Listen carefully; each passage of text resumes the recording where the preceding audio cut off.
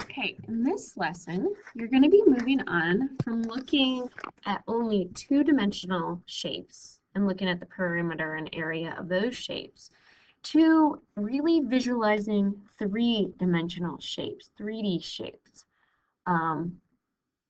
So the first thing we're going to look at is we're going to see if we have 3D shapes, if we have pyramids, cylinders, cones, all those 3D shapes that you hopefully know.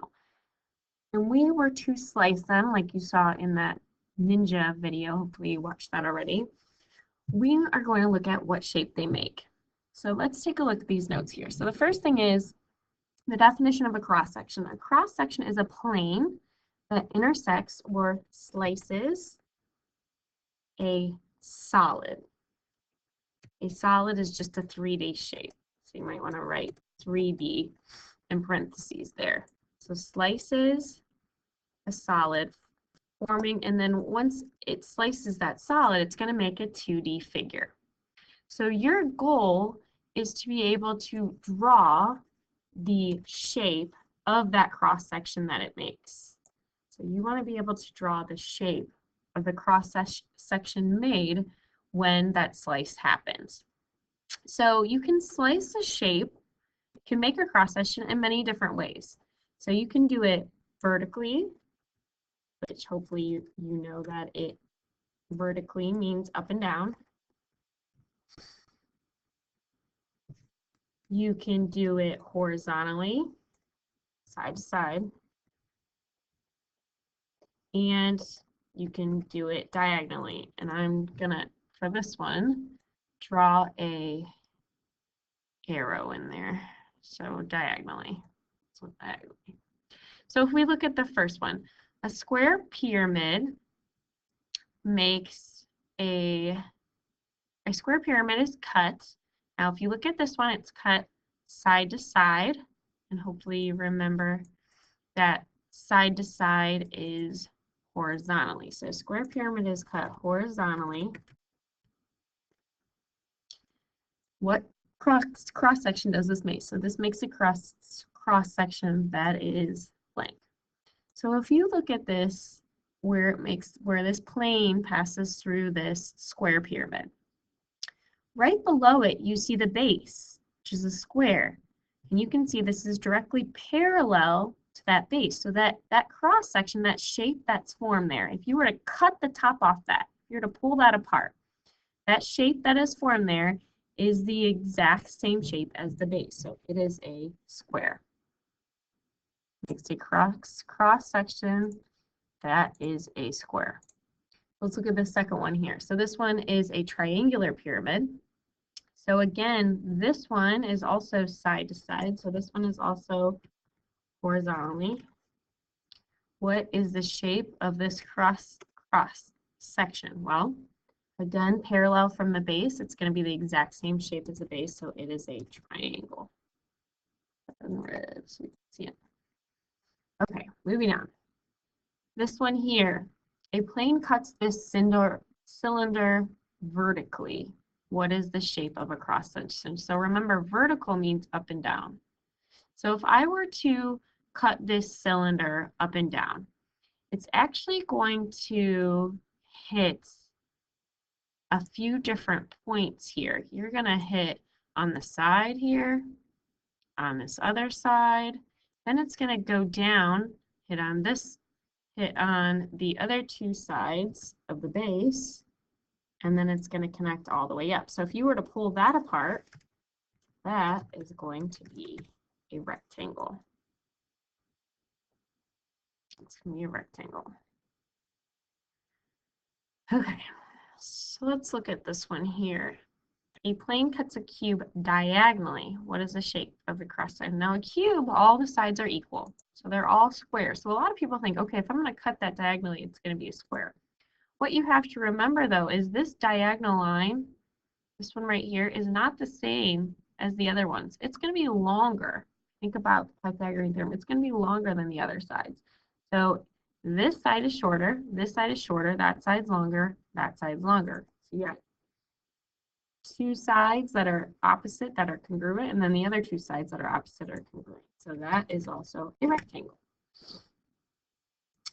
Okay, now if you're looking at pyramids and cones, things that come to a point, it might say that these things are sliced through the apex, which means they go right through that top point, or they might not be sliced through the apex. So if you look at this first cone, whoops, sorry. Look at this first cone. A cone is vertically through the apex. So that means it hits that top point and then it goes down. If you were to take a knife and slice that cone right there and open it up, what two-dimensional cross-section would you make? You would make a triangle. Now this one, square pyramid, cut vertically, so it's being cut up and down, not side to side, cut vertically, but it's not going through that apex. So it's cutting off the edge of that square pyramid. So you can kind of see from the picture there, it's going to hit a point at the top, kind of like the middle here of that line, the middle here of that line, bottom, bottom. Because it's hitting the middle of this line, it's not a full rectangle. It's actually a trapezoid.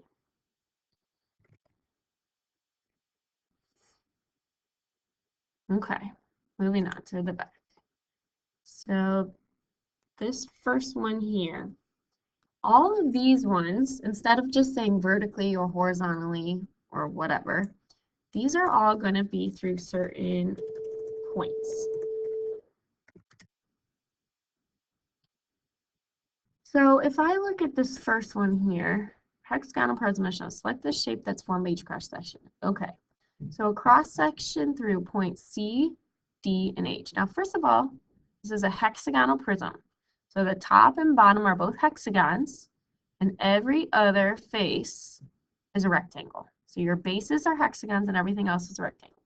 So I'm going to do through points C, D, and then we have H. Now, a lot of people think, oh, they just gave me 3 points, so I'm just going to connect C and H. That would make a triangle. Well, that's if you're thinking in 2 dimensions. You have to think in 3 dimensions. So if it's going to hit H over here, then it also has to hit a point on the other base over here. So it's going to hit there to there.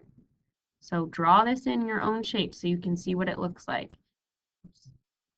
And it's going to hit here to here.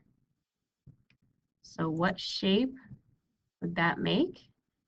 Well, that would make a rectangle. Cement box. Okay, points A, I'm going to get rid of those ones. Points A, I, J. A, I, J. Now, if you look at those again, people think, oh, there's 3 points.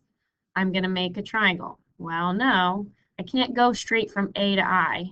I have to hit something else right here. So put a point in right here. And then I can't go straight from J to A.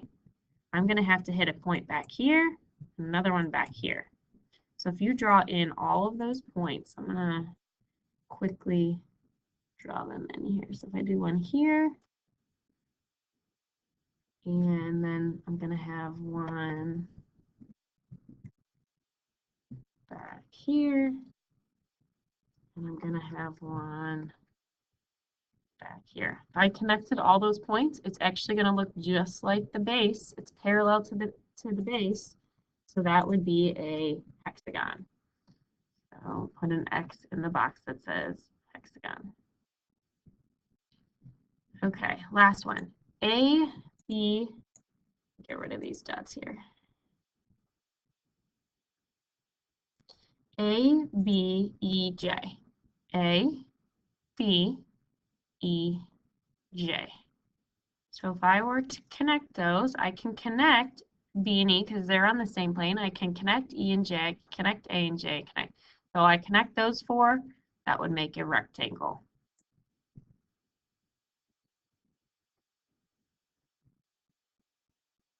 That's what this should look like. Okay, cross section of a right triangular prism is created by a plane cut through these points shown. So I know I'm going to connect these 2. And perpendicular to the opposite base. So this opposite base is a triangle. So I'm going to have a point down here. And then I'm also going to have a point down here. So it's got to have, I can't just do these three because these two aren't on the same plane. They can't connect. So I can connect there, I can connect there. So what is the shape that that's going to make? That would be a rectangle. See if you can do the next few on your own. If you need to, draw in your cross sections. So try number 3, try number 4, try number 5. So make sure you're drawing them in. Give you a few minutes, and then I'll go ahead and let you know what those answers were. So number 3 should have been the same as number 2, a rectangle. You're going to have these 3 points, but then you're going to need one more up here on A and B. So that would be a rectangle. Number 4, you might think that one was a rectangle, but because these are a little bit smaller than on the base, you are going to have a trapezoid.